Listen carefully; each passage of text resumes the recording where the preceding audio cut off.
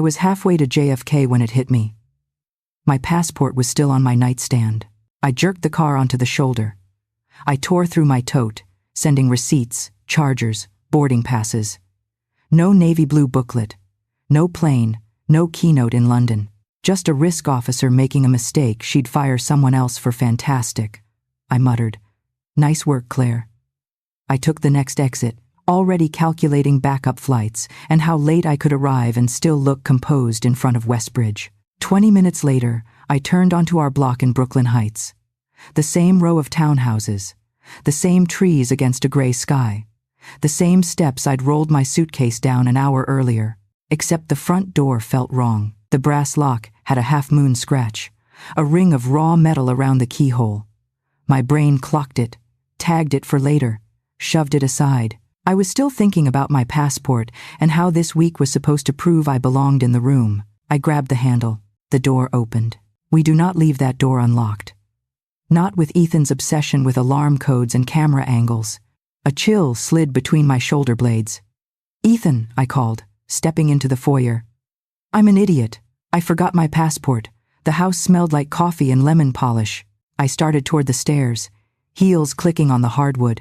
Then I heard him. Upstairs, in his office. His voice was low and lazy, the way it got when he felt completely safe. No, she's gone, he said. She thinks she's on her way to London. Once the transfer hits and the foreclosure's done, her mom won't know what happened. After that, the shares slide to Westbridge. They get voting control. She's boxed out. Clean. I stopped at the base of the stairs, fingers locking around the banister. A beat of silence, then a pleased laugh. 7 years pretending to love a control freak like Claire? I've earned my cut, Brooke. My heart didn't just crack, it hardened. Right there, in my foyer, I knew one thing. I wasn't leaving the country. I was going to war. Before I continue, tell me where you're watching from right now. And hit like and subscribe, please, if you've ever been betrayed by family. If you had asked me a week earlier to describe my marriage, I would have said something embarrassingly wholesome. I would have told you Ethan was the kind of man people bragged about finding steady, thoughtful, the calm in the middle of my Category 5 career. I would have told you he made French toast on Sundays, brewed my coffee exactly the way my father used to, and listened when I ranted about cybersecurity blind spots at Fortune 500 boardrooms. I would have said we were good.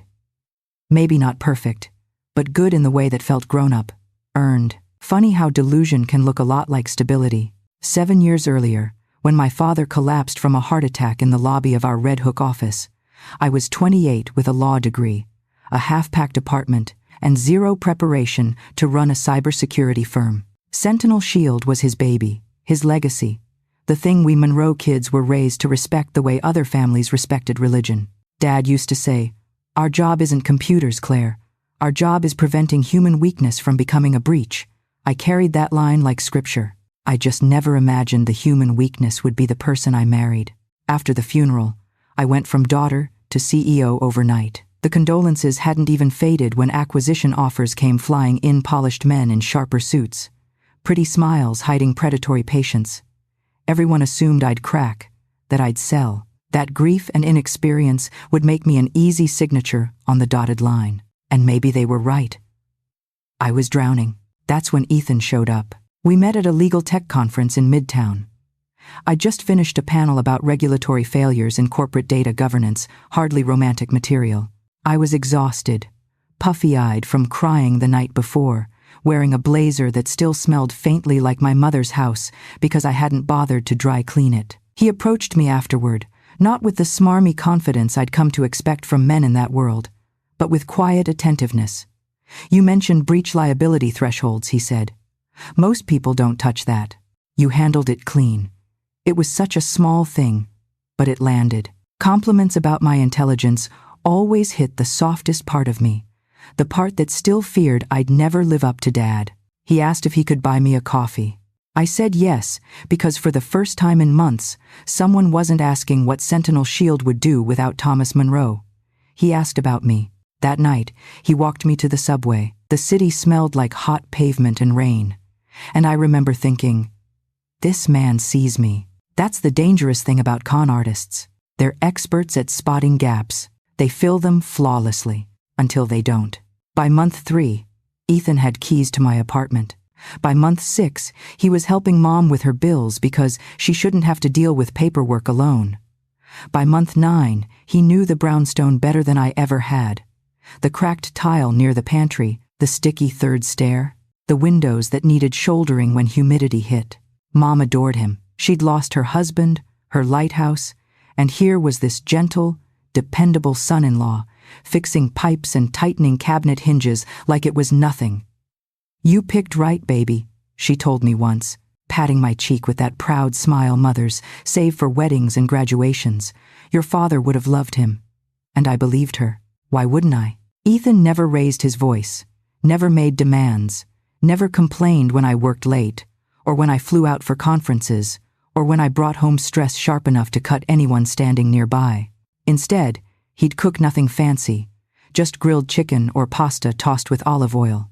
He'd pour wine, rub my shoulders, ask about my day with genuine patience. He became my soft place to land, my equilibrium, my proof that maybe grief didn't have to swallow the rest of my life. In hindsight, the little conveniences he offered all had a pattern. The day Mom got confused about a tax letter, Ethan volunteered to simplify things the week I had a security audit and 4 client fires. He showed up with a stack of refinance documents already flagged with sticky notes. "Sign here, Claire." I handled the rest. The evening an internal leasing contract for our new Manhattan office nearly fell apart, Ethan found the loophole and smoothed it over like a seasoned paralegal, though now I know he simply redirected blame to a junior staffer who later apologized for a mistake she never actually made. He didn't just integrate into my life. He embedded, quietly, systematically, like a Trojan horse disguised as devotion. Looking back, I can see every red flag waving behind glass. But when you're exhausted and grieving and trying to prove to a boardroom of older men that you belong in your own father's chair, stability looks like love, and love looks like trust. And trust is the perfect entry point. I just didn't know who I'd given access to. There's a moment, looking back, that keeps needling me. A small, stupid moment that meant nothing at the time, just a tiny thread in the fabric of our marriage. Now it glows like a warning flare I never saw. It was a Wednesday last spring. I'd just come home from a 12-hour day prepping a pitch for a defense contractor that could change Sentinel Shield's entire trajectory. I was fried brain buzzing, eyes grainy, shoulders locked up from hunching over 3 monitors. Ethan was in the kitchen, sleeves rolled up, chopping garlic like he was auditioning for a cooking show. The house smelled like lemon, rosemary, and the faintest hint of burnt toast. He glanced over his shoulder and smiled that warm, grounding smile. "Rough day, babe." I dropped my bag, kicked off my heels, pressed my forehead against his back, and exhaled. Understatement. He slid a glass of wine toward me. "Drink. Sit. Let me finish dinner."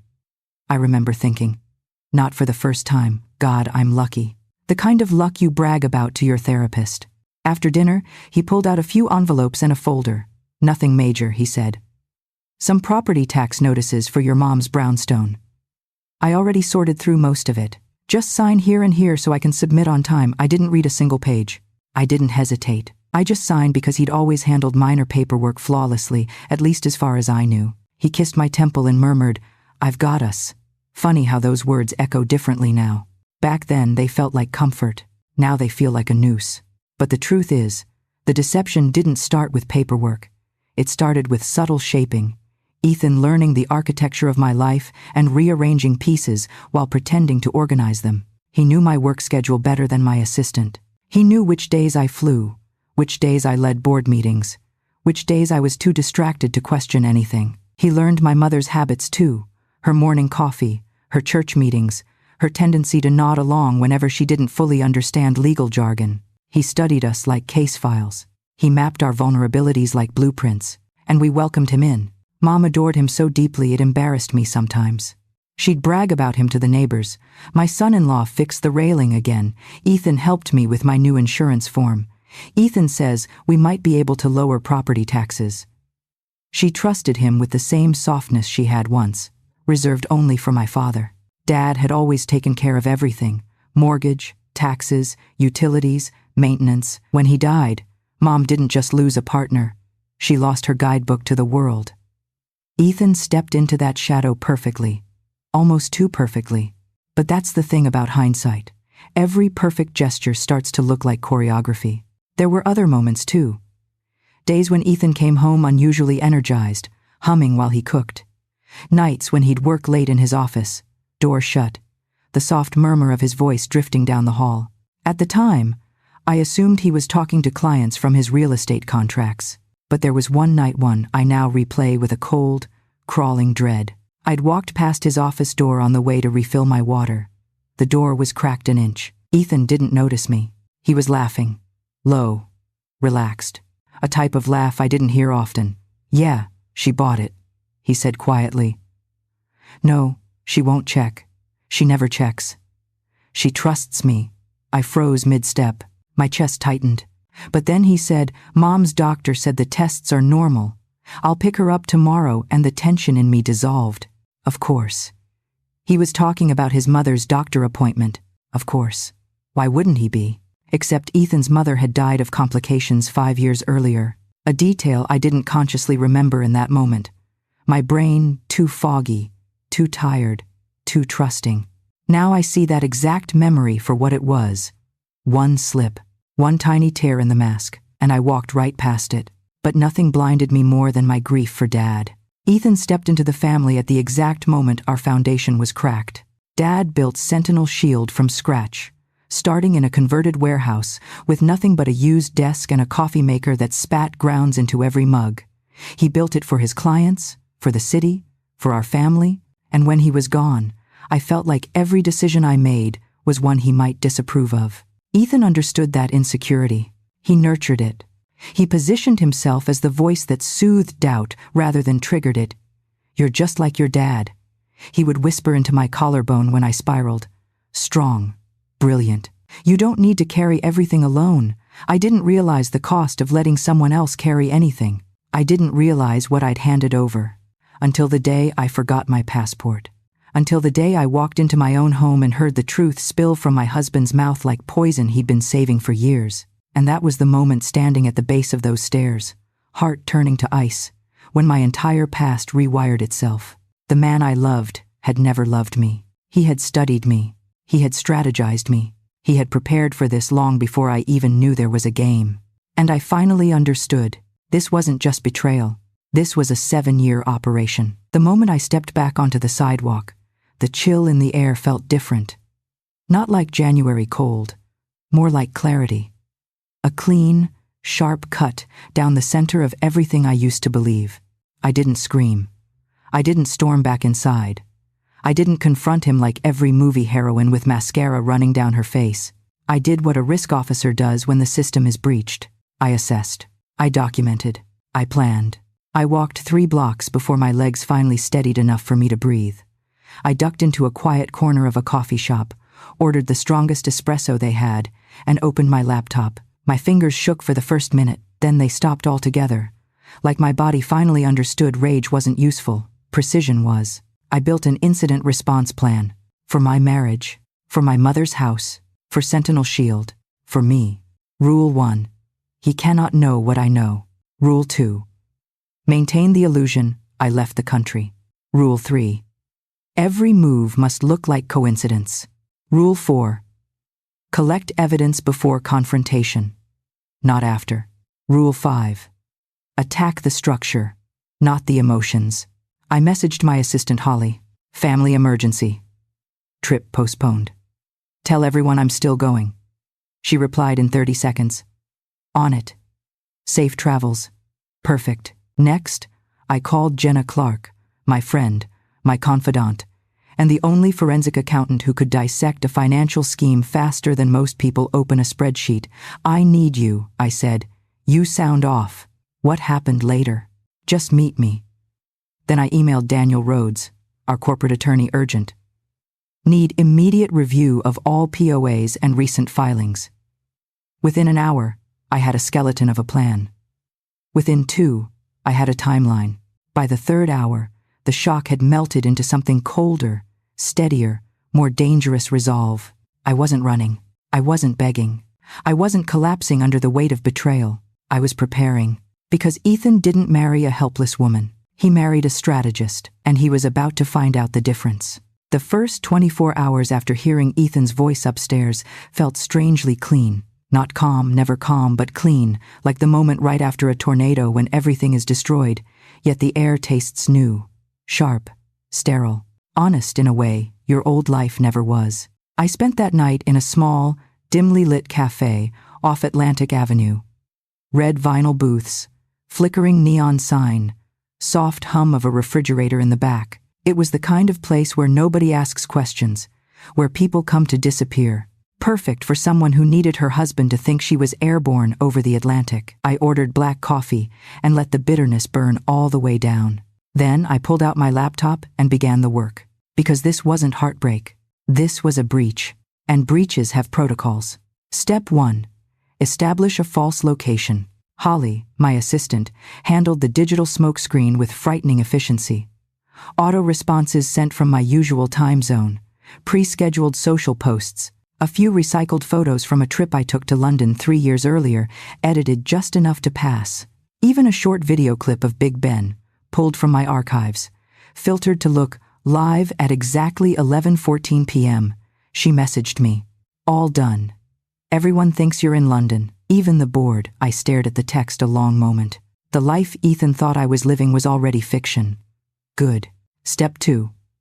Gather intel. I met Jenna Clark the next morning at a cafe in Cobble Hill. The place was newer, nicer, bright with floor-to-ceiling windows and hanging succulents in little white ceramic pots. Jenna walked in wearing an oversized plaid coat and sunglasses, despite the overcast sky. She took one look at my face and dropped the sunglasses into her tote. Jesus. Claire, she whispered, what did he do? I told her everything, from the unlocked door to the words I heard at the top of the stairs. Jenna didn't interrupt, didn't gasp, didn't offer sympathy. She just listened, jaw tight, fingers tapping a rapid rhythm against her cup. When I finished, she said only, give me his login habits, email patterns, bank names. I'll find the rest. That was our friendship in a nutshell. Where others comfort, she investigates. For the next hour, we turned that cafe table into a tactical command center. My laptop open, her tablet glowing with spreadsheets, both of us hunched over like generals planning a siege. She keyed in Ethan's known accounts, traced recurring charges, flagged dates I was out of town. Her voice grew sharper with every discovery. These transfers to Westbridge Holdings, they're spaced out. Small enough to avoid detection, but consistent. Purposeful, another swipe, another row of data. And these withdrawals? Always aligning with your travel days. Claire. He used your absences as windows. I swallowed hard. I shouldn't have been shocked. But betrayal feels different when you see it in numbers, cold, undeniable numbers, rather than whispers in an upstairs office. Jenna rested her hand over mine. We'll build the full picture. Just don't confront him yet. I won't. I meant it. Step 3. Secure the brownstone. My mother's house had always been the anchor of our family. 3 floors of creaking floors, exposed brick, and memories thick enough to breathe in. Dad bought it when I was a toddler. Mom planted roses in the tiny backyard and repainted the kitchen twice a year because she hated lifeless walls. That brownstone was home in the purest sense of the word. Losing it would break her. Ethan knew that. That's why it was his target. I went over that evening under the guise of checking on her. She opened the door wearing her soft blue sweater, the one with tiny pills on the sleeves, because she refused to throw it out. Her hair was pinned back loosely, and she smelled like lavender lotion. Claire, honey, aren't you supposed to be in London? My heart clenched. Flight got delayed. She waved me inside. Good, I made stew. We sat at the small wooden table Dad had refinished the year before he died. I watched her hands as she ladled soup into bowls, steady hands, aging hands, hands that had signed documents Ethan placed in front of her with gentle instructions and a warm smile. When dinner was done, I said as casually as I could, Mom, I should really take another look at the paperwork Ethan had you sign last month. She frowned, confused. Oh, sweetheart, he handled everything. You know I can't keep up with those forms. I know, I said softly, but it would help me to see them again. She returned with an accordion folder stuffed with tax letters, refinance paperwork, and home equity documents. My stomach sank the moment I saw the sticky notes. Ethan's handwriting, neat and precise, marking the lines where she should sign. On several pages, my own signature stared back at me, except it wasn't mine. Not exactly. Close enough to pass, but wrong in the curves, wrong in the pressure, wrong in the timing. A forgery. A clean one. Delivered under my nose. Mom put her hand over her heart. Claire, is something wrong? I forced a smile. Nothing I can't fix, because that's what daughters do. We fix what threatens the people we love, even if the threat sleeps on our pillow. Step 4. Bring in legal muscle. Daniel Rhodes met me in his office on Madison Avenue. Sleek building, colder decor, all sharp lines and clean glass. He pulled the files apart like they were puzzle pieces. He asked pointed questions. He muttered curses under his breath in a perfectly lawyerly monotone. This isn't amateur work, he said finally. He knows the system, enough to exploit the weak points, so he's meticulous, I said. Not clever. Meticulous, Daniel looked up. That distinction matters. It will, because meticulousness means predictability. Predictability means a pattern. Patterns can be broken. Step 5. Find the accomplice. Her name. Brooke Collins. Real estate, investor, Instagram perfect life. A smile you trust until you notice the eyes. Ethan said her name upstairs. 7 years with him, and I'd never heard it once. That should have bothered me more.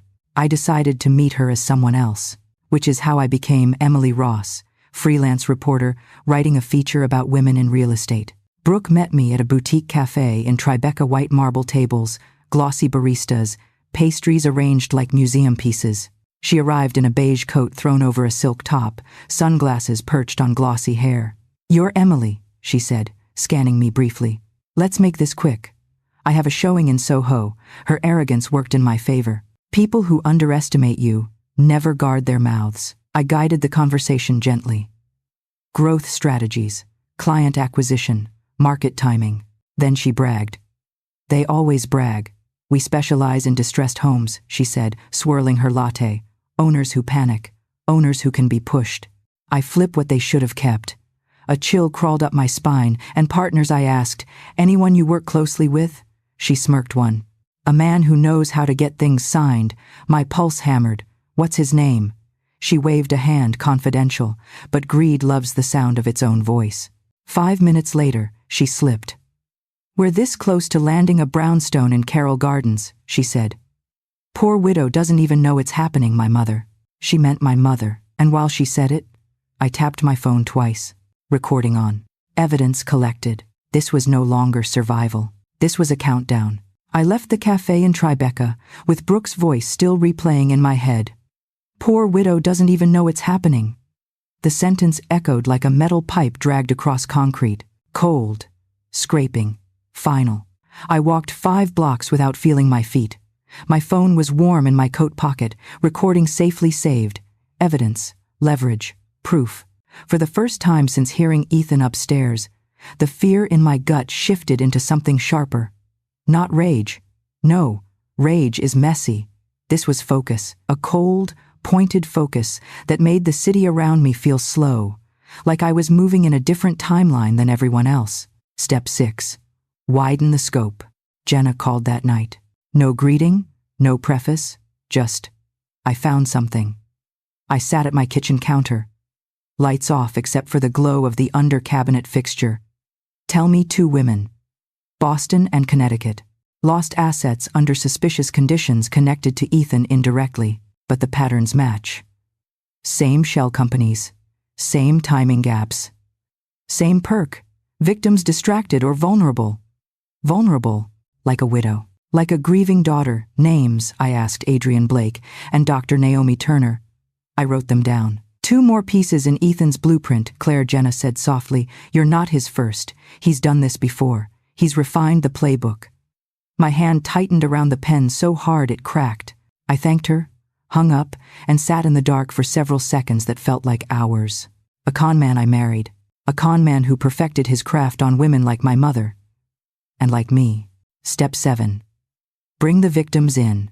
I found Adrienne first, former senior banker, lost nearly everything after a bad investment, tied to Westbridge. Her voice over the phone was flat, brittle. I thought I was stupid, she said. Turns out I was targeted. Next was Naomi Turner, soft-spoken, precise, a pediatric specialist. They told me refinancing my clinic would lower my costs, she whispered. I almost lost the building my parents bought for me. 2 women, 2 stories, both pointing straight back to Ethan's circle, and both willing to talk, not for revenge, for survival. Step 8. Track Ethan's unraveling. Holly forwarded me something unexpected the next morning. A screenshot of Ethan's calendar update request sent to her, not me. He's trying to access your travel itinerary, she wrote. Should I block? Yes. Quietly, within minutes, she added. He called the office asking if you landed yet. I said yes, perfect. The illusion of Claire Monroe flying peacefully over the Atlantic tightened around him like a wire. But illusions work both ways. Because by then, Jenna had sent me another message. He's panicking. Bank flagged 2 of his pending transfers. Something locked. Probably Daniel's emergency freeze. I felt something electric snap inside my chest. Good. Let him panic. Step 9. Loop in my legal perimeter. Daniel called me from his office, voice low and controlled. I traced the POA misuse, he said. Your signature was copied, not forged by hand. It's a digital lift, high res. Clean job, not amateur. My mouth went dry. He had access to my documents, or someone gave it to him unknowingly, Daniel said. Either way, you have grounds for fraud, identity misuse, and asset manipulation. And the house I filed emergency protections this morning, effective immediately. The relief that washed through me was physical, knees weak, breath unsteady, like someone had finally loosened a rope around my ribs. Mom's house was safe, for now. Step 10. Strengthen the emotional perimeter. I didn't go home. Not yet. Instead, I checked into a small corporate rental on West 74th, 1-bedroom. Clean lines, bland enough to be invisible.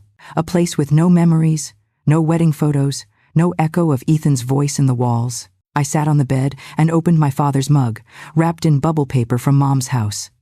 I held it in both hands, thumb running over the chipped rim. I've got us, Ethan used to say. My father never said that. He never had to. His trust wasn't a weapon. It was a gift. I wasn't going to let someone twist that legacy into a con. Step 11. The mole. Late that night, Daniel called again. One more thing. One of your mid-level legal analysts processed a routine update Ethan requested last month. What kind of update? A voting modification clause, minor enough to slip by. But paired with your forged signature, it would have given him temporary authority in a very specific situation. What situation? Daniel hesitated. If you became unreachable. Unreachable. Like traveling internationally. Like being in London. My pulse stopped, then kicked back harder. Do you think she knew? I asked. No. Her email suggests she thought the directive came from you. Another moving part. Another pawn in his game. Step 12. The accomplice breaks. The next day, Brooke texted me. Texted Emily Ross. Need to reschedule. Busy today. Things are messy. Messy meant scared. Scared meant sloppy. Sloppy people confess. I replied, understand. Another day works. Good luck with the brownstone project, she responded with a heart emoji. Sickening. Step 13. Tracking his escape plan. Jenna pinged me mid-afternoon. You're not going to believe this, she said. I found a plane ticket, one way, Costa Rica, next week. My breath hitched hard, booked under the name Ethan Cross, the name he used before me, before us. Before he wrapped himself around my life like ivy strangling brick. There it was, proof he planned to vanish the second the last papers cleared. Proof he wasn't just stealing. He was escaping, but not anymore. Step 14. Reclaim the narrative. I emailed the board from my London account, update on regulatory presentation materials, ready for review. I'll brief the team Friday, professional, clean, the same Claire they trusted. Nothing in my tone revealed the war unfolding in the background. That night, I finally slept, not deeply, not peacefully, but with purpose, like my mind had aligned itself into a single, straight line. Because I was no longer reacting, I was building. I was reclaiming every inch of space Ethan had infiltrated. He stole 7 years. He almost stole my mother's house. He tried to steal my company.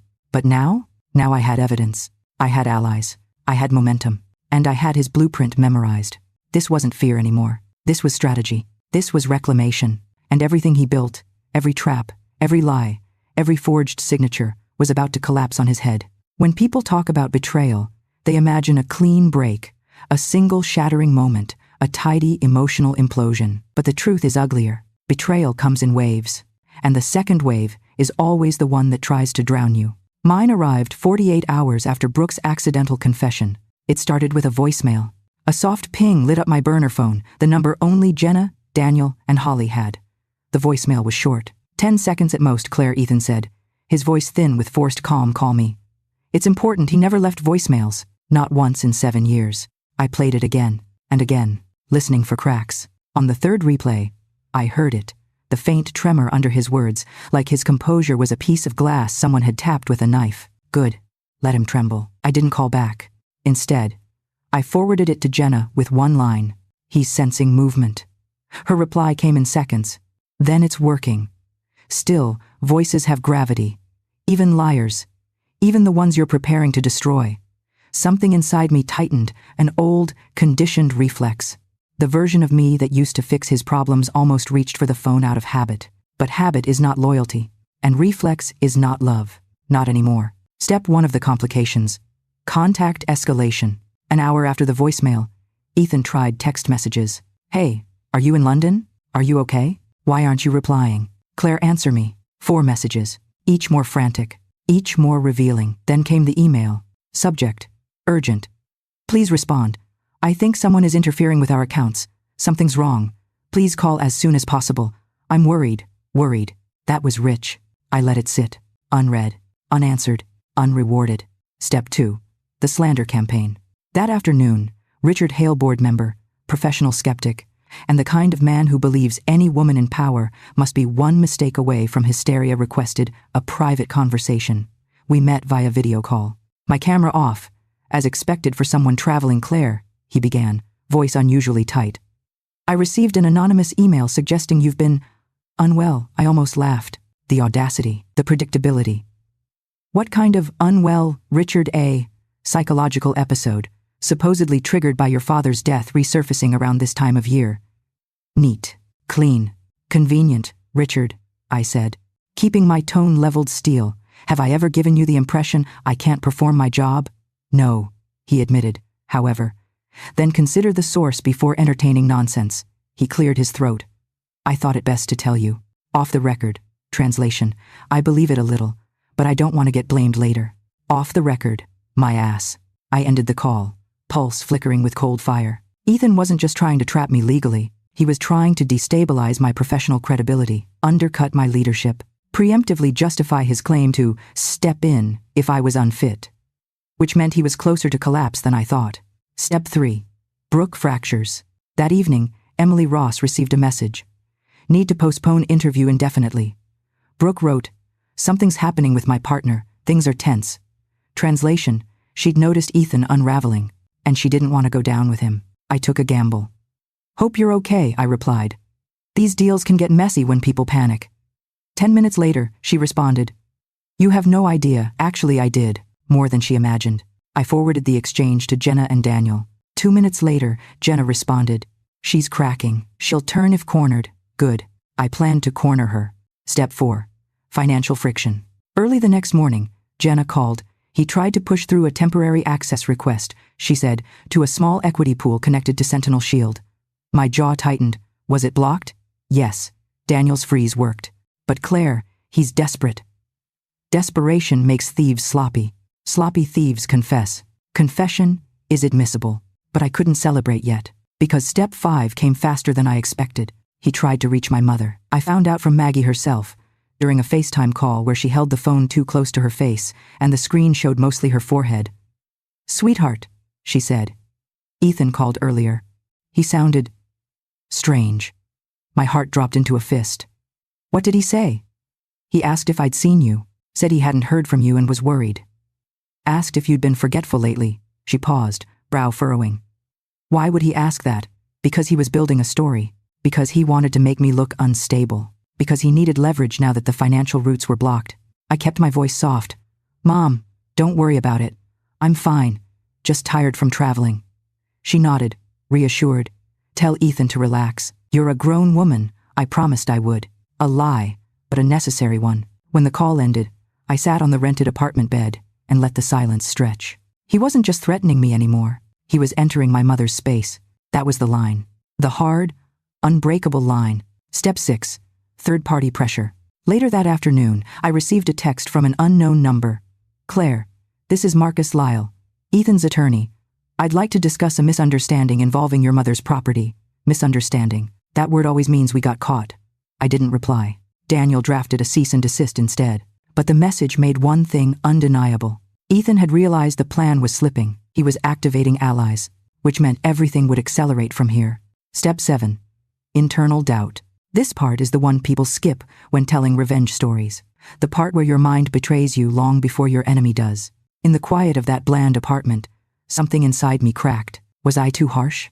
Should I have confronted him sooner? Was he right? Was I a control freak? Had I neglected the marriage? Had my grief made me blind or difficult or unreachable? These questions gnawed, sharp and humiliating. But I forced myself to look at them head on, because the truth was simple. A good man doesn't need you to be perfect to stay loyal. A con man needs you to be distracted to stay effective. And Ethan? He thrived in distraction. My doubt wasn't a sign of guilt. It was residue poison left behind by years of subtle manipulation. Step 8. The near crack in my strategy. That night, around midnight, my burner phone lit up again. Ethan. Claire, please. I know you're in London. Just tell me you're okay. I stared at the screen, hands trembling. Not from softness, from fury. He wanted me to slip. He wanted me to break the facade. One answer could unravel the entire operation. I typed one word, then deleted it. Typed again. Deleted. Finally, I turned off the phone. Cold, controlled, silent. Because silence is power, and he'd taken enough power from me already. I climbed into the unfamiliar bed and stared at the ceiling until dawn. The war wasn't coming anymore. It was already here. And the next move was mine. The next morning, the city felt louder than usual. Car horns, barking dogs, the distant rumble of a construction truck, all of it pressed against my skull like static. I hadn't slept. Too many thoughts. Too many variables. Too many ways the next 72 hours could go wrong. Step 9. The confrontation I didn't expect. Daniel called at 8:17 a.m. He's trying something new, he said. A petition. A petition for what? To establish temporary authority over specific financial decisions on behalf of an absent spouse. My pulse spiked. How is that even possible? It's not. Not anymore. But the fact that he's trying means he's panicking, and desperate people don't stay calculated. Desperate meant reckless. Reckless meant unpredictable. Unpredictable meant dangerous. File an official objection, I said. Already did. I hung up and sat very still. Ethan wasn't just scrambling. He was swinging blindly, hoping one of his shots would land before I saw it coming. Step 10. Pressure from the wrong places. Later that morning, Holly texted. He called the office again. Claimed he hasn't reached you for 2 days. Asked if your behavior seemed off before you flew out. My stomach twisted. He's trying to build a mental health storyline, she added. Of course he was. Classic preemptive strike. Discredit the witness before she can testify. I texted back. Don't engage. Just keep the London illusion running. Got you, she replied. But Claire, he sounds unstable. Unstable. That word lingered. Not because I feared it, but because unstable men do stupid things when their world tilts. Step 11. Brooke's spiral. By noon, Emily Ross had another message. Can we talk? Brooke wrote. Privately, I felt electricity flick under my skin. People like her only reach out when the ground beneath them starts to break. I suggested a public cafe in the East Village. She declined. Too exposed, she typed. Somewhere, no one will recognize me. My suspicion sharpened to a point. You're worried, I replied. 3 dots appeared, disappeared, reappeared. Finally, she wrote. Ethan told me someone is interfering. He thinks it's internal. He thinks someone is watching him. He wasn't wrong. He was just wrong about who. I needed her scared, but not enough to run. Pressed, but not enough to bolt. Whatever's happening, I told her. You should be careful who you trust. She shot back instantly. I don't trust anyone good. Fear was leverage. But before I could push further, she sent something unexpected. He told me, "You're fragile," she wrote, "that you're unstable, that he's been covering for you." I stared at the message, not because it hurt by then. Nothing he said could hurt, but because it showed exactly how predictable Ethan was. Build a narrative, repeat it, weaponize it. My jaw clenched. He wasn't just trying to steal from me. He was trying to erase me, erase my competence, my credibility, my agency. That was the moment something shifted again. Not emotionally, but strategically. Step 12. A misstep from the enemy. Around 3 p.m. Jenna called, sounding breathless. "You're not going to believe this," she said. "He tried to pull large cash from an ATM in Midtown. 5,000. Blocked immediately. He's testing the boundaries," I said quietly. "No," Jenna corrected. "He's trying to see which boundaries still exist. A distinction that mattered. Conman test. Cornered conman probe." "And Claire," her voice dropped. He looked nervous. "How do you know?" "Because ATM cameras caught it. I may have accessed footage." The image loaded on my phone 30 seconds later. Ethan, shoulders tense, eyes darting, jaw clenched. The polished, composed man I married was gone. In his place was someone feral, cornered, exposed. Good. He deserved every crack forming in that facade. Step 13. The attempt at emotional manipulation. At 5:41 p.m. My burner buzzed with a new voicemail. His voice this time was different, lower, cracked around the edges. "Claire, I don't know what's happening. Just call me, please. I'm scared something's wrong." The performance would have fooled the old me. But now, I replayed it 3 times, studying tone shifts, breath patterns, the forced tremble. A performance layered over fear. Not fear of losing me. Fear of losing control. He still believed he could pull me back with pity. He still believed I was the woman who soothed him when he panicked. He still believed guilt could make me fold. He didn't realize that version of me was already gone. Step 14. The near exposure. That night, as I left the rental to meet Jenna, I spotted a black sedan parked across the street. Engine off. Windows tinted. A spark of instinct fired down my spine. I altered my path, turned left instead of right. Watched the sedan's side mirror. It didn't move, didn't start, didn't flash. Just sat there. But I knew Ethan well enough to understand. He didn't need to follow me himself. He had people, and people can watch without headlights. I kept walking, heartbeat a metronome counting risks. At Jenna's apartment, she opened the door with files in hand. "You look like you saw a ghost," she said. "Not a ghost," I replied, "a shadow." We reviewed everything, transfers, deeds, agreements, the timeline of his panic. Jenna tapped a pen against the table. "He's unraveling faster than expected." "Good," I said. "The climax needs to hit before he does something irreversible." She nodded, then lifted her eyes to mine. "You know what's coming?" "Right. Yes. And you're ready." "No one is ever ready," I said, "but I'm prepared. There's a difference. Prepared people win." Step 15. The final trigger. Back at the rental, I turned on the lamp by the window, just enough light to see. I poured water into my father's chipped mug, because coffee would have kept me up all night. The mug sat warm in my hands, a reminder of who taught me to think in patterns, not feelings. Then it came. A single text from an unknown number. "Stop interfering, or everyone gets hurt." No signature, no threat spelled out, no obvious trail. But I knew the rhythm, the cadence, the cruelty. It was Ethan, or someone Ethan trusted, which was practically the same thing. I stared at the message until a strange calm washed over me. This was it. The moment every revenge arc needs, the escalation point. The event that turns containment into confrontation. He had drawn blood, not literally, but symbolically, and now the next move wasn't just mine. It was inevitable. I typed 2 words, then deleted them, then typed again, slower. "You first." I didn't send it. But just writing it steadied me, because this wasn't fear anymore. This was strategy. This was discipline. And most importantly, this was the moment I knew the confrontation was no longer optional. It was scheduled. It was coming. And he wouldn't be the one controlling the narrative when it arrived. There's a kind of silence that doesn't come from the absence of sound. It comes from the absence of illusion. That was the silence wrapping around me the morning I decided to end this. Not the marriage, the operation, the con, the 7-year performance Ethan thought he was still choreographing. Outside my rental apartment, Manhattan moved like any other day horns, footsteps, fragments of overheard conversations. But inside me, the world had narrowed to a single point, a single destination, the brownstone, my mother's home, my childhood home, the house Ethan had tried to steal like it was nothing more than a line item in someone's portfolio. By the time I stepped onto the sidewalk, my pulse was steady, almost unnaturally calm. I wore dark jeans, a gray sweater, a long navy coat. Neutral, forgettable. The opposite of rattled. The subway ride was a blur, announcements fading in and out, soft squeal of metal on metal, passengers swaying with the train.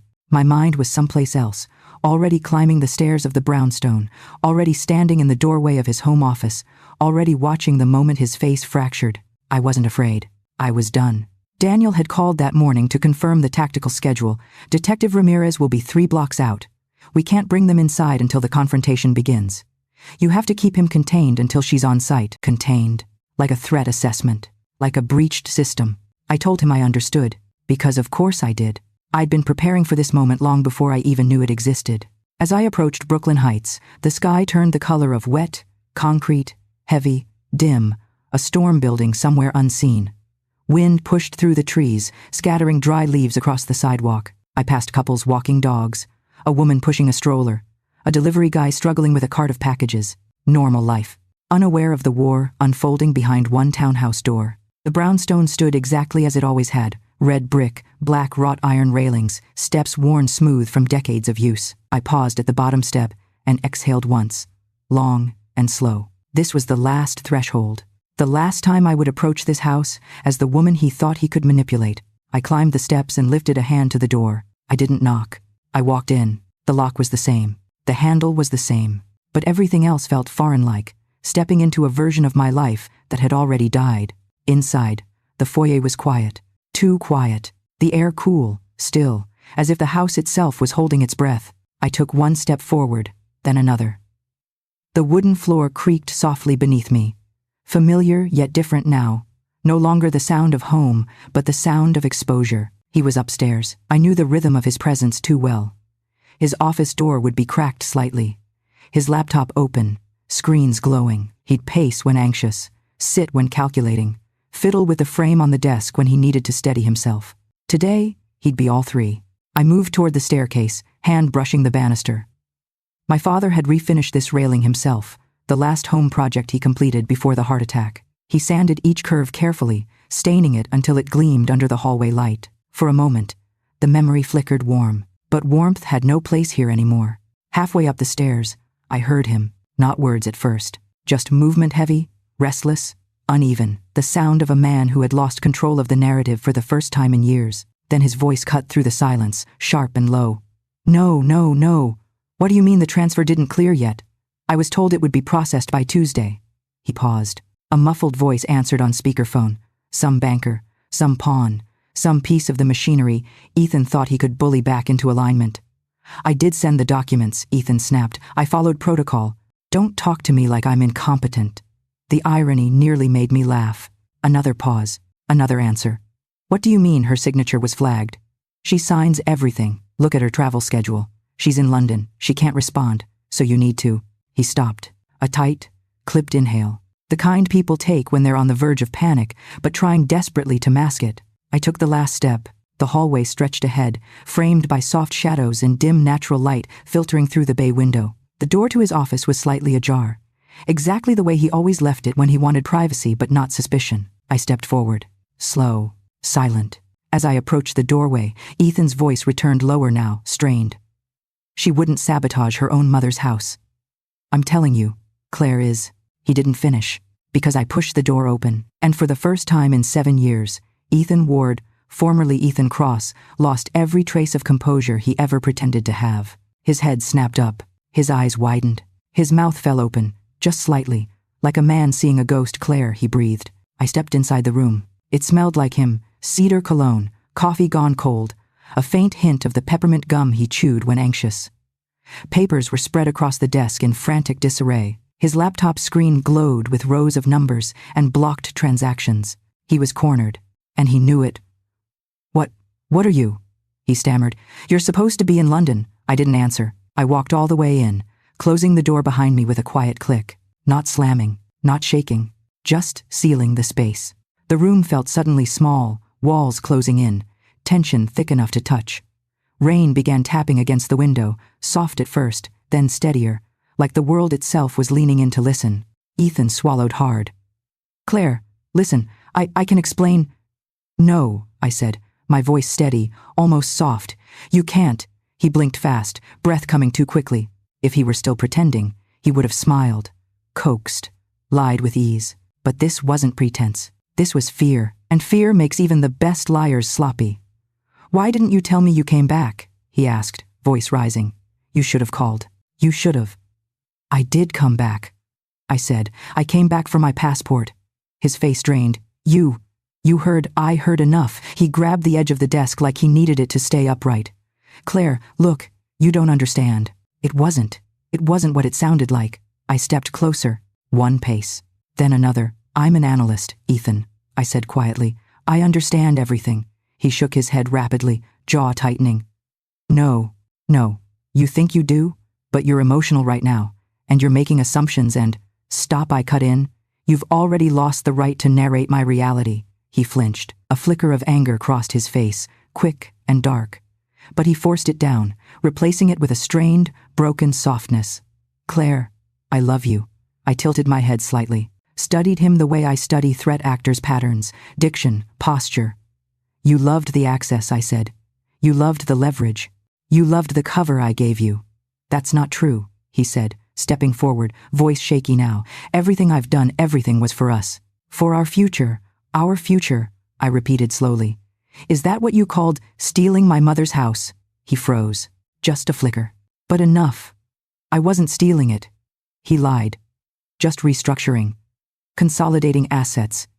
It's common sense, Claire. Something you've never understood. A cold laugh broke from my throat before I could stop it.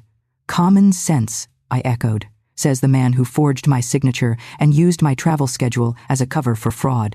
His eyes darted away, left, right, searching for a lie that could still work, but he couldn't find one. Not anymore. A beat passed. Then he straightened slowly, shoulders pulling back, face settling into a mask I had never seen so clearly. A con man stripped of charm. When did you figure it out? He asked quietly. When I heard you say my name, I replied, right after you said Brooks. His jaw twitched. You weren't supposed to come back. I noticed his gaze hardened. And now what? You think you're going to win? You think you're smarter than me. Lightning flashed through the window, illuminating the room for a split second, bright, sharp, dangerous. The storm had arrived. So tell me, he said, voice dropping into a chilling whisper. What exactly is your plan, Claire? I met his stare, held it, unbroken, unblinking. My plan, I said, is already in motion. And downstairs, 3 blocks away, Detective Ramirez stepped out of her unmarked car. The countdown had begun. He stared at me like he was trying to read source code and finding nothing but error messages. What did you do? He asked. Started acting like the woman you underestimated. I said, that's all. He gave a short, sharp laugh that didn't reach his eyes. You think this is a game you can win? I think you already lost, I replied. I'm just here to tell you the score. His fingers drummed against the desk, a staccato rhythm that used to annoy me when I was on conference calls. Now it just sounded like nerves. You're bluffing, he said. You always overreact when you're scared. It's one of your flaws. You catastrophize. I took another step, steady. Is that what you told Westbridge? That I'm hysterical? Unstable? Too emotional to manage my own company? The flicker in his eyes told me I'd landed it. Richard called. I went on.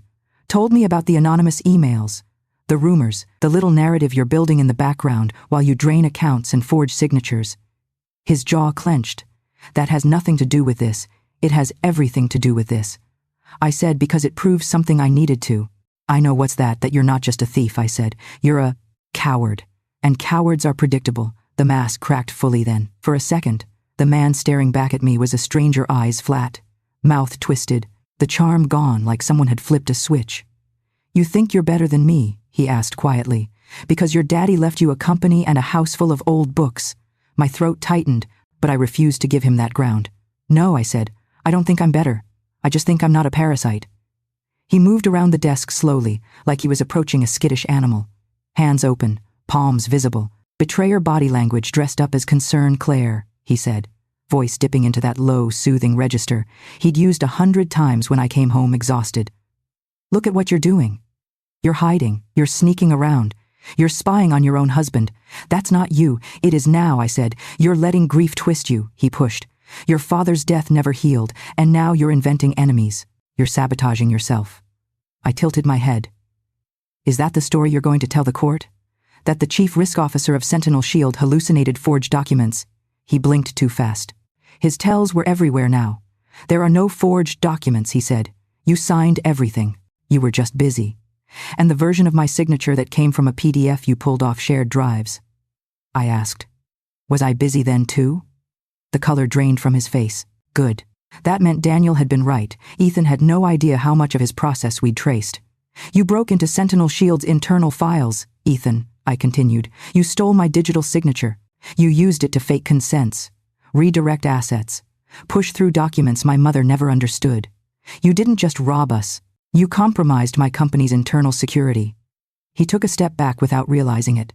I didn't break into anything, he snapped. You leave your life unlocked, Claire. I just walked through the doors you never bothered to close. That's not a defense, I said. That's a confession. His mouth opened, then shut. Outside, thunder rolled faintly somewhere over the East River. The windows rattled just enough to make the picture frames on the wall buzz. He shifted tactics. Okay, he said, exhaling hard. Fine. Let's say I crossed a few lines. I did it to stabilize things. Your mom was drowning. Sentinel Shield was one bad quarter away from being eaten alive. I saw an opportunity to protect us by routing equity into shell companies you control, I asked. By putting my mother's house into foreclosure so you and Brooke could flip it for a profit. His jaw twitched at her name, tiny but sharp. You don't know anything about Brooke. I know enough, I said. I know she likes to brag when she thinks someone sees her as important. I know she called my mother a poor widow and laughed about picking up the brownstone for 60% of its value. I know she admitted you've done this before. Boston, Connecticut. Women who trusted you and wound up broke. His features twisted. You went to her. Of course I did, I said. Did you really think the only person who could play you was you? For the first time, he looked genuinely rattled. His eyes darted to the door, to the hallway, to the window, like he was calculating exits. There weren't many, and none of them led out of what he'd already done. You ambushed her, he said. You probably threatened her. I offered her a choice. I replied, keep lying for you and go down with you, or tell the truth, and maybe get a life after this. He swallowed. She wouldn't. She already has, I cut in. By now her lawyer has made initial contact with the DA's office. They're very interested in her cooperation. The anger came back then, hot and fast. You went to the cops, he hissed. You brought outsiders into this. You brought them in the second you started committing felonies. I said, I just gave them directions. He stepped closer, eyes blazing. Do you have any idea what you've done? Do you have any idea what kind of people Westbridge answers to? You think this will end with a courtroom and a neatly printed verdict? Something in his tone shifted, not just threat, but implication, a hint of larger shadows behind him. Larger teeth. That sounds like a confession that you're working with people worse than you, I said. I'm sure the DA will be fascinated. You never think ahead, he said. You think you're playing chess, but you're just knocking over pieces because you're mad. No, I said calmly. I'm thinking further ahead than you ever did. You were planning a clean exit. A beach somewhere. A new name. Maybe a new mark. You were thinking 5 moves ahead. I took another step, closing the distance between us to just a few feet. I'm thinking 20, he laughed, a dry, cracked sound. You're not built for this, Claire. You still believe in rules. That's the difference between us, I said. You think rules are a weakness. I think they're a weapon. Down the hall, faint but growing, I heard it, the low, distant wail of a siren. It could have been any emergency vehicle, but my body knew. My timing knew. Detective Ramirez was getting closer. Ethan didn't hear it yet. He was too consumed with me. You really think some DA is going to protect you? He asked. You think the board will keep you once they find out you let this happen under your nose? Sentinel Shield's board already knows something is wrong. I said, I briefed them on human-targeted fraud last quarter. I told them about social engineering and emotional manipulation. I just never said the case study was sleeping next to me. You're going to humiliate yourself, he said. You're going to admit you were duped. That your big brain, your fancy title, your entire identity failed, in front of clients, in front of investors, in front of the world. He tried to smile, but it came out wrong. You can't stand being wrong, and you can't stand not being in control, I answered. Here we are. The siren grew louder, closer, threading through the rain. He heard it now. His head snapped toward the window. His shoulders tensed. What did you do? What I had to, I said. What you forced me to. He moved fast then. Not toward me, toward the desk. His hand shot out for his phone. Mine was already there. I grabbed it before his fingers closed around it and slipped it into my coat pocket with a smooth, practiced motion. Months of planning, distilled into one clean interception. His head whipped back to me. Give it back. No, Claire, I swear to God. That's one more thing you shouldn't invoke, I said. You and God haven't exactly been on speaking terms since you started stealing from widows. He took another step, closer now, close enough that I could see the thin sheen of sweat across his upper lip. You're making a mistake, he said, voice low and dangerous. If I go down, I won't go alone. I know, I said softly. That's why I brought friends. He frowned. What are you talking, Abu? The doorbell rang. A sharp, authoritative chime that cut through his sentence like a scalpel. We both froze. Downstairs, the sound echoed through the foyer. Firm knocking followed heavy, measured, the kind that doesn't ask permission so much as announce inevitability. Ethan's eyes widened. Who is that? You already know, I said. His chest rose and fell too fast now. No, he said. No, you wouldn't bring them here. This is our home. I looked around the office, the spread of fraudulent documents, the laptop filled with stolen funds, the walls that had listened to him plot my family's destruction. This stopped being our home when you turned it into a crime scene, I said. Footsteps sounded below, muffled voices, calm, professional tones. Mr. Ward, this is Detective Carla Ramirez with the Brooklyn District Attorney's Office. A voice called up, we have a warrant. We need you to open the door. His eyes snapped to mine, flooded with something raw and ugly. You did this, he said. I held his gaze, unflinching. No, I said. You did. The knocking grew harder, more insistent. The kind of knocking that didn't wait for permission to enter, but paused only out of legal courtesy. Ethan's breath hitched, quick and shallow, like a man realizing the edge of the cliff was already crumbling beneath him. I'm not opening that door, he whispered. They can't force their way in. They need me to. The front door opened downstairs. Detective Ramirez didn't wait for him. I had given her a house key. His head snapped toward the sound. What the hell? You shouldn't have left things lying around, I said softly. Some women snoop. I document the footsteps were steady, deliberate, trained. They moved through the foyer, spreading out into the living room, the hallway. Not frantic, methodical, the way law enforcement enters a space when it already knows what it's going to find. Ethan's eyes darted around the room like he was searching for something. An exit, a weapon, a miracle. None existed. You have no idea what you've done, he whispered, though the whisper wasn't soft. It was jagged. People like Westbridge don't forgive interfering. You've put us both in danger. Us, I repeated. There is no us. Not anymore. He lunged, not at me, but at his filing cabinet, the one stuffed with files, fake deeds, contracts with forged signatures. I already knew what he was going for. The burner passport, the cash envelope, the emergency exit plan he thought was invisible. I stepped in front of the drawer before he could rip it open. If he touched me, if he shoved me, the officers would hear. They were only 10 feet away now. Ethan stopped inches from me, breathing hard. Move, he said. No, you don't understand. His voice cracked, not with emotion, but with adrenaline. I can fix this if you let me walk out that door. Everything can go back. We can explain the misunderstandings. We can make this disappear. Ethan, I said, nothing disappears. It just gets buried until someone digs. He shook his head violently. Claire, this is your life too. If I fall, you fall. You think they'll protect you after you admit how much you missed? A risk officer who couldn't see the danger in her own bed. I felt it. His last weapon. Shame. The sharp, cutting kind he'd used subtly for years. Not enough to hurt, just enough to shape. But it didn't land this time. You're right, I said. I didn't see you. Not because I was blind, but because you were wearing a mask. He flinched. Downstairs, Detective Ramirez called up, Mr. Ward, we're coming up. Ethan spun around like an animal cornered. You can't let them take me. I'm not letting anything, I said. I'm getting out of your way. The footsteps hit the first step, then the second, then the third, each creak of the old wood sending a jolt through the air like something inevitable breaking loose. Ethan's panic sharpened. He darted toward the window. I didn't stop him. There was nowhere to go.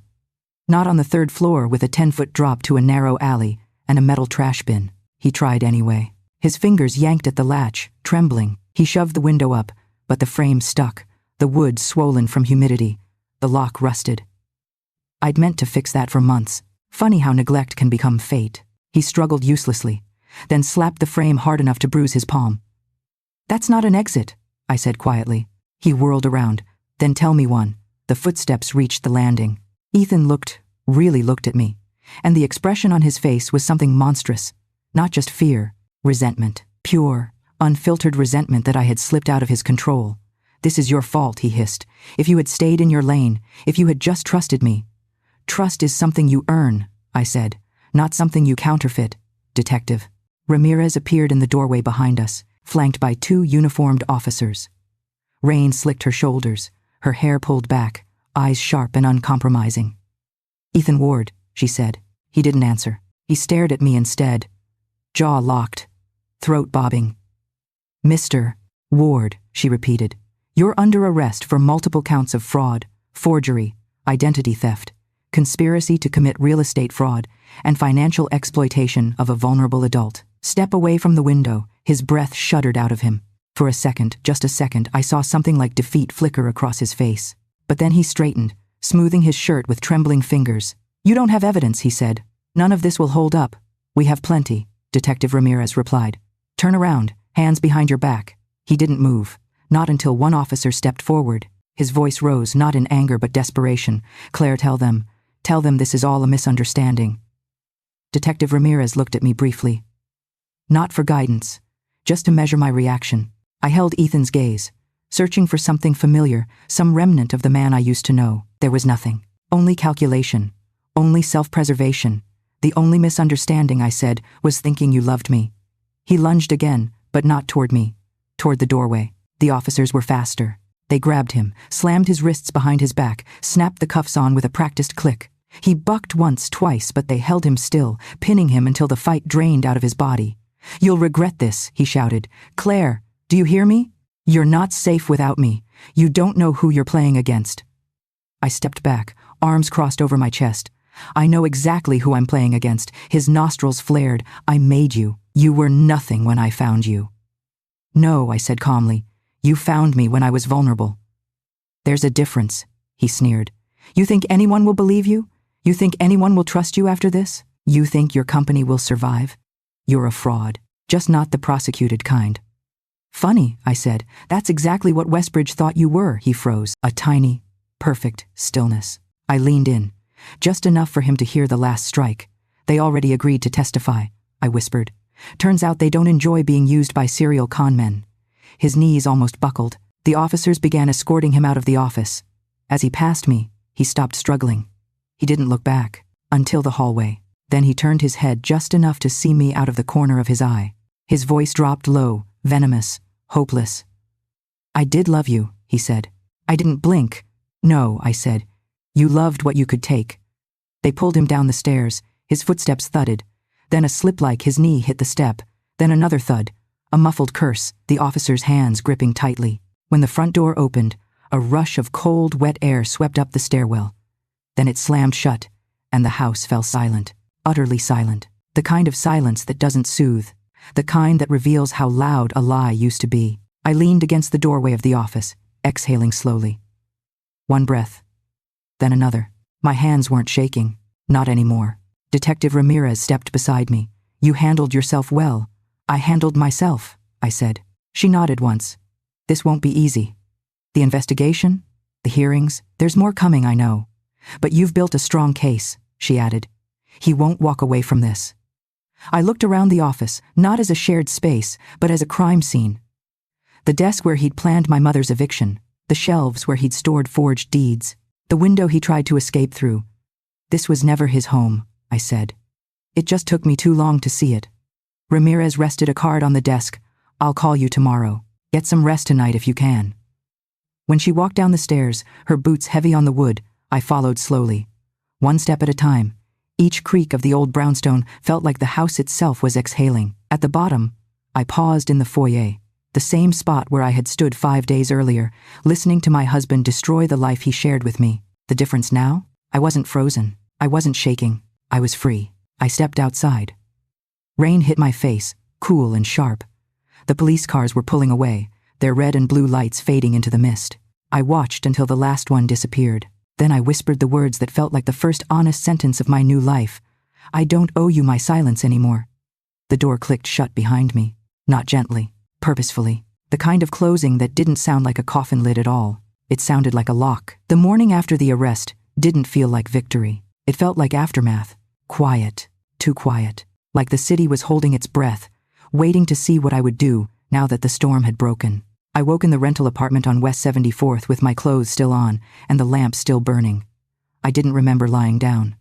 My body felt heavy, like someone had poured concrete into my bones overnight.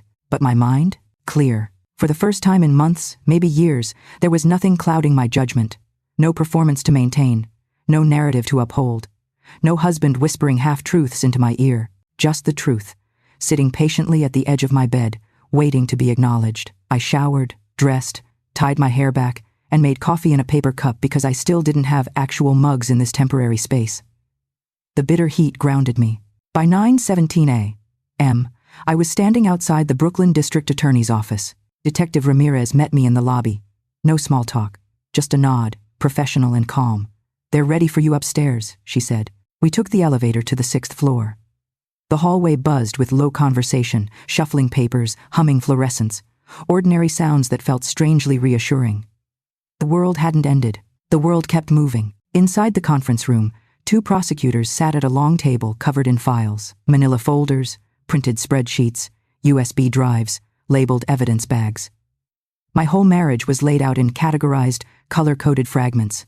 Assistant DA Michelle Farrow gestured to a chair. "Claire, thank you for coming so quickly." I sat. "I want this done right. That's why you're here," she said. "We need your statement, and we need to walk you through what we've gathered so far." Ramirez closed the door and took a seat near the wall, arms folded, watching, protecting the perimeter. Ada Farrow opened a folder and slid a sheet toward me. "Let's start with the signature lifts." My throat tightened, but I forced myself to look. There it was, my signature. Dozens of versions, perfectly copied, perfectly placed. All taken from scanned contracts, HR documents, old PDFs stored on Sentinel Shield's internal servers. "We traced the access logs," Farrow said. "The employee who forwarded the documents believed the request came from you directly. Ethan wrote the message using your exact email cadence. Of course he did. He'd studied me for 7 years." Next came the forged refinancing agreement for my mother's brownstone. Farrow tapped the page. "This clause, Section 4B?" This was slipped in during the modification Ethan processed. It converts the home equity line into a leveraged asset. The forged signature authorized the lender to seek foreclosure if payments paused for more than 60 days. "Why 60?" I asked quietly. "Because he timed the draft for the period you were out of the country last year," Farrow said. "He assumed communication delays would work in his favor." My stomach twisted. He had planned this long before the London trip, long before the overheard phone call, long before any of us realized how deep the rot went. Farrow continued. "Next item. The shell companies." She opened another folder, revealing charts, flow diagrams, corporate maps. Westbridge Holdings, she said, was only the surface-level entity. Beneath it were 3 smaller LLCs, Suncrest Management, Hollis Ventures, and Grayson Property Group. All funnels. All receiving transfers from accounts tied to you, your mother, or Sentinel Shield. I stared. He spread it out to avoid detection. Farrow confirmed. "It's classic structuring. Small amounts, frequent transfers, all routed through accounts with diluted oversight." I swallowed. "Hard. And the accomplices?" Farrow nodded. "We interviewed Brooke last night." My pulse quickened. "And she's cooperating?" Farrow said simply, "Fully." The word hung in the air. Fully. She provided us with texts, call logs, real estate drafts, and even internal correspondence with a third-party fixer, a man named Lowell Pierce. "Pierce," I murmured. "I've heard that name. He acts as a facilitator for distressed properties. He's currently under federal investigation, so Ethan wasn't freelancing." I said. "He was part of something bigger. Not officially," Farrow said, "but he was imitating an established model, and he'd done it before." She opened another folder, this one thinner, but darker somehow. "This," she said, "is the Connecticut case Dr. Naomi Turner's near foreclosure, the forged power of attorney, the siphoned account." I felt cold crawl up my spine. Ethan Cross, Farrow said, was the name he used then. The case stalled because Naomi refused to testify. She was embarrassed. She blamed herself. "That's what he counts on," I whispered. "Shame." Yes, Farrow said gently. But she's ready to speak now. Adrian Blake, too. They've both agreed to join the complaint. My throat tightened. Good, Farrow moved one last folder onto the table. This, she said, is what truly seals the case. It was a recording transcript. A familiar voice filled the printed page. Brooke's voice, laughing, bragging, detailing how she and Ethan targeted emotionally overloaded women. How they optimized assets to maximize offload potential. How Ethan was working a long con on a tech widow and her uptight daughter. Uptight, control freak, paranoid. Words he threw like darts at the people who trusted him. And then came the line that shifted something in me permanently. He picked Claire because she believes in systems. All he had to do was become one. A system, a routine, a habit, a comforting presence. A man who helped by creating the very problems he later fixed. My hand trembled slightly as I lowered the transcript. When do we go public? I asked. Farrow sat back. That depends on you. You're the key witness. Your cooperation and your clarity will determine the pace. Clarity. I had more of that now than I'd had in years. Then let's move fast, I said. I want every piece of evidence on the record. Every transfer. Every signature. Every victim. Every connection. Farrow closed the folder. Good, she said. Because the checkmate phase starts today, I exhaled. Slow. Steady. The truth wasn't just coming out. It was being weaponized properly, legally, surgically. And for the first time, I understood something essential. Ethan's downfall wasn't my revenge. It was the consequence of believing I would stay silent. I wouldn't. Not anymore. By the time I stepped out of the DA's office, the sky had cleared. Not bright, not sunny, just clearer. Like the weather itself had been holding a secret and finally exhaled. I walked 2 blocks before realizing I hadn't taken a full breath since reading the last transcript. The city hummed around me, traffic, voices, a dog barking somewhere, but it all felt distant, softened by the weight of everything I had just learned. The truth wasn't just painful, it was enormous, and enormous truths demand enormous moves. My phone buzzed. Jenna. I answered immediately. Tell me you have something good. I have something dramatic. That'll do. You need to get to Sentinel Shield, she said. Now my stomach tightened. What's happening? Richard Hale called an emergency board meeting, she said. He claims it's about quarterly projections, but Claire, he's pushing to discuss your mental state. Of course, Ethan's propaganda seed sprouting exactly on schedule. Let him try, I said. I'm not the same woman who left that conference room last week. You're definitely not, she said, but get here fast. I hung up, flagged a cab, and slid into the back seat. The city blurred past storefronts, construction scaffolding, steam venting from grates like exhalations from the earth itself. At Sentinel Shield, the lobby security guard Marcus straightened when he saw me. Miss Monroe, he said softly, good to have you back. His voice carried something I didn't expect. Respect, maybe even relief. Good to be back, I said. He scanned me through and nodded me toward the elevators. They're already in the conference room. You've got this. I smiled faintly. I know. The elevator doors closed, reflecting a version of myself I hadn't met before, calmer, sharper, stripped down to essential edges. When I stepped into the 29th floor boardroom, the conversation stopped instantly. Richard Hale, silver hair, designer suit, the permanent expression of a man smelling something unpleasant, looked up first. Well, he said. Folding his hands, the prodigal CEO returns. I didn't break eye contact, Richard. His brows lifted slightly. He was expecting flustered, or apologetic, or defensive. He wasn't expecting composed. Before we begin, he said, gesturing to a chair, I think we should address the concerns raised about your recent personal challenges. I sat slowly, letting the silence stretch just long enough to make him uncomfortable. What concerns? I asked. Richard cleared his throat. There have been rumors about your emotional stability, erratic behavior, potential compromise due to grief and stress, and your sudden absence, my absence, I cut in, was part of an internal audit. The room froze. One of the board members, Dr. Patel, leaned forward. An audit of what? I opened my briefcase and placed 3 folders on the table. One labeled Operations, one labeled Finance, and one labeled Internal Security Breach Report. Richard visibly paled. This, I said, tapping the last folder, is what I've been dealing with. I opened it.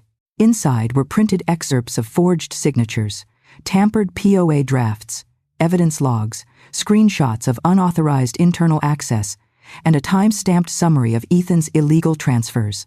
I didn't reveal the DA's involvement yet, not because I needed to hide it, but because timing is everything. Richard snatched up one of the pages. His eyes scanned the text, his pupils dilated. This is serious. Yes, I said calmly. It is another board member. Mei Lin narrowed her eyes at me. Why wasn't the board informed sooner? Because I said I needed to be sure. I don't bring you speculation. I bring you evidence. Richard set the paper down carefully. And your husband was behind this? No, I said. A man who pretended to be my husband was. The room went dead quiet. Richard swallowed. Claire, are the authorities involved? I finally allowed the truth to crack through. They arrested him last night. Gasps. A stifled curse. Chairs shifting. A ripple of shock moving across polished wood and glass. I let it settle. Then I delivered the counterstrike. And because of the breaches he created, I said, Sentinel Shield will now lead the largest real-world case study on social engineering attacks ever documented. May blinked. You're turning this into research, into infrastructure. I corrected, into training, into a new security model, into revenue. The CFO nodded slowly, eyes widening as he processed the implications. This could actually position us ahead of every competitor in the field. I finished, yes, it could. Another silence, this one different. Not shocked, not skeptical, impressed. Richard leaned back. Studying me, I misjudged you, he said quietly. I know, I replied. The meeting shifted then away from suspicion, away from gossip, toward strategy. Questions came fast. Technical questions, operational questions, all the questions a real leader anticipates. I answered every single one. At the end, Dr. Patel closed her notebook. Claire, what do you need from the board? I looked around the room, steady and unshaken. Your trust, I said, and your patience. There's more coming. But I promise you this. Sentinel Shield will not be anyone's victim. Richard nodded once. You have both. The meeting adjourned. As the board filtered out, Jenna slipped into the room, breathless. Well, she whispered. I closed the final folder. The truth landed. And the countermove, she asked. I slid the folder back into my briefcase, already in motion, because exposing Ethan wasn't the final checkmate. Destroying the system he operated within, that was. And I wasn't done, not even close. 1 year later, New York felt different. Not because the city had changed, cities never change for you, but because I wasn't walking through it with the same weight on my ribs. There was room in my chest again. Air, space, a sense of self that didn't feel like something I had to defend every waking minute. The conviction hearings had taken months. Ethan tried every tactic, stonewalling, bargaining, charm offensives, aggressive denials. None of it worked. Between Brooks' cooperation, the financial forensics, and the victims who finally stepped into the light with me, the case built itself like a rising tide. He took the plea deal, 10 years. When the judge read the sentence, Ethan didn't look at me. For once, he didn't have anything left to weaponize. And just like that, the man who spent years constructing a careful illusion stability, reliability, warmth, was led out of the courtroom in cuffs, reduced to a number in a system he always thought he could outsmart. But this story, mine, didn't end there. Freedom doesn't arrive all at once. It comes in small waves. The first wave hit the day I moved out of the brownstone. I packed slowly, deliberately, choosing what to keep and what to leave behind. I didn't bring the bed, or the sofa, or the framed photos Ethan insisted we hang in the hallway. But I brought my father's mug. I wrapped it in a sweater and kept it close to me as movers carried boxes down the stairs. The same stairs where I once stood, listening to the truth break my life open like a cracked bone. My new place was on the Upper West Side. Nothing extravagant. A 2-bedroom with creaky hardwood floors and sunlight that came through the windows in long golden stripes. It felt lived in, even before I moved in. The first morning there, I made coffee in my father's chipped mug and stood barefoot near the window. For a long time, I just watched traffic move below delivery vans, joggers, a man arguing on his phone, kids in bright jackets racing toward Central Park. I realized I wasn't bracing for anything, not waiting for a shoe to drop, not waiting for a lie to surface, not waiting for someone to twist reality under my feet, just being. The second wave of freedom came from Sentinel Shield. The board didn't just stand by me. They leaned in. The real-world case study we built from Ethan's crimes became the backbone of a new internal program, the Human Vulnerability Initiative. It was bold. It was uncomfortable. It stared straight into the truth most companies avoid, that breaches don't start with code. They start with trust. They start with people. And the program worked. By summer, Sentinel Shield wasn't recovering. It was expanding. Speaking invitations, media coverage, new partnerships, clients who wanted the Monroe model, not because it promised perfection, but because it promised honesty. Ironically, Ethan's greatest manipulation had become my greatest asset. Proof that even the most secure systems can be hacked from the inside, and a roadmap for how to fight back. But the third wave, the most unexpected one, came from the victims. Adrienne found herself again. She started consulting for banks about psychological markers of financial grooming. Naomi rebuilt her clinic small at first, then bigger still. Sometimes she sent me photos of the kids she treated. Chubby arms, missing teeth, little gap-toothed smiles, proof of her new life. And one night over dinner, Jenna said, "We should formalize this." Formalize what? I asked. This. Us. The network we've built. The knowledge, the support, the women. That's how Fraud Survivors Network was born. Not glamorous. Not expensive. Just a simple idea made real hotlines. Workshops, financial literacy sessions, emotional counseling referrals, and a database of vetted legal specialists who wouldn't let another woman slip through the cracks Ethan built. When we launched the first meeting in a church basement in Manhattan, 8 women showed up. 2 months later, it was 30. By the fall, we had over 200 members statewide and volunteers in 3 other cities. I wasn't the face of it, not really. What happened to me was just the spark, not the fire. The women who walked in trembling and walked out taller? They were the real story. And maybe that was the moral quietly stitching itself into place. I didn't survive because I was stronger. I survived because I stopped being silent. Because silence is where people like Ethan grow. The 4th wave arrived on a quiet Sunday morning. I was sitting on my couch, my new couch, with my laptop open and a soft blanket pulled over my legs. The window was cracked just an inch, letting in that late autumn chill that made the whole apartment feel honest. My phone buzzed. Unknown number. For a second, my body tensed, old reflex, old wiring, but then I breathed out and answered. A young woman's voice shook on the other end. "Hi, my name is Lila. Someone gave me your number. I think something's happening to me, and I don't know who to trust." I looked at the mug in my hands, the chipped rim, the warmth seeping through my fingers. "You're not alone," I said softly. "We'll start with the numbers," and I meant it.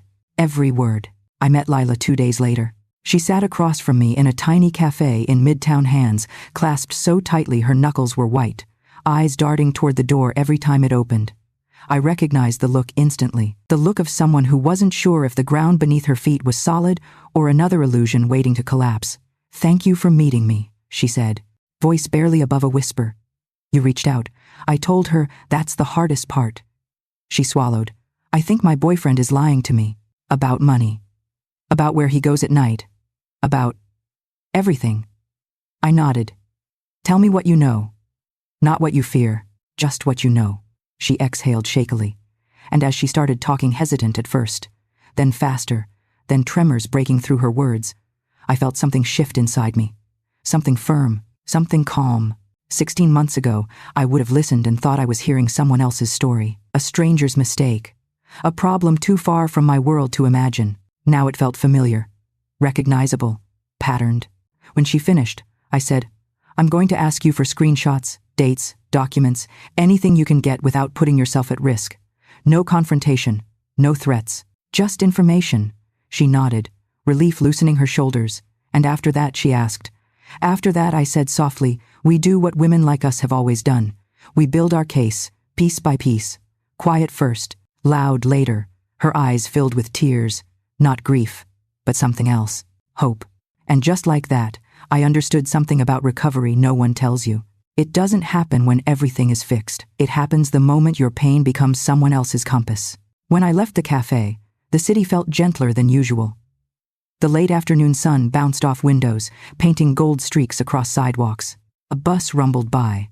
A cyclist nearly clipped a taxi. A couple argued gently over who forgot to buy milk, New York being New York. But I wasn't the same woman who once walked those streets praying no one would notice how close she was to falling apart. I headed home, my home, not Ethan's, not the one he tried to steal, not the one built on lies. My apartment greeted me with quiet warmth, soft lamplight, shelves half filled with books I actually loved instead of the ones he curated for aesthetic, a couch that didn't hold echoes of old arguments, a kitchen that smelled faintly like vanilla candles and fresh paint. I set my things down and walked to the window. The city stretched beneath me like a living pulse, messy, relentless, real, a place that taught me the hardest lesson of my life. Sometimes, the person you need protection from is the one who promised to protect you. And surviving that kind of betrayal doesn't turn you into a colder version of yourself. It turns you into someone who finally sees clearly. I reached for the mug sitting on the counter. My father's mug. Chipped, heavy, imperfect. Like anything that's lived long enough to matter.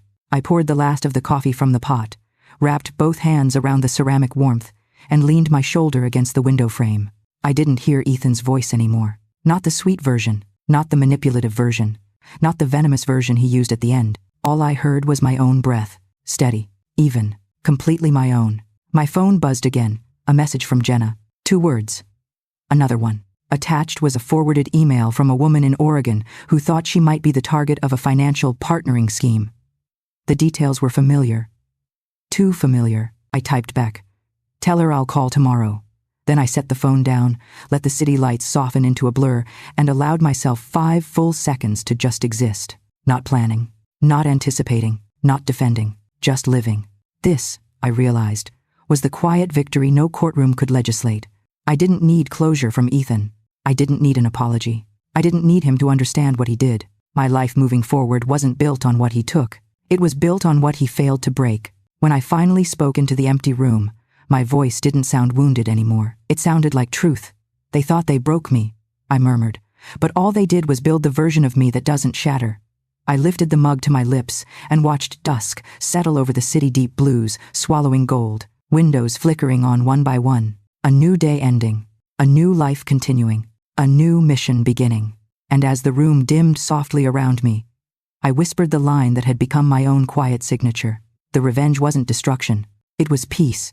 If you stayed with me through this whole story, if something in Claire's fight felt familiar, or if you've ever had to rebuild yourself after someone tried to rewrite your life, hit like, so I know these stories deserve to be told. Tell me in the comments which moment hit you hardest. And subscribe, because this world is full of hidden battles, and the next story might be the one that helps someone else finally step into the light.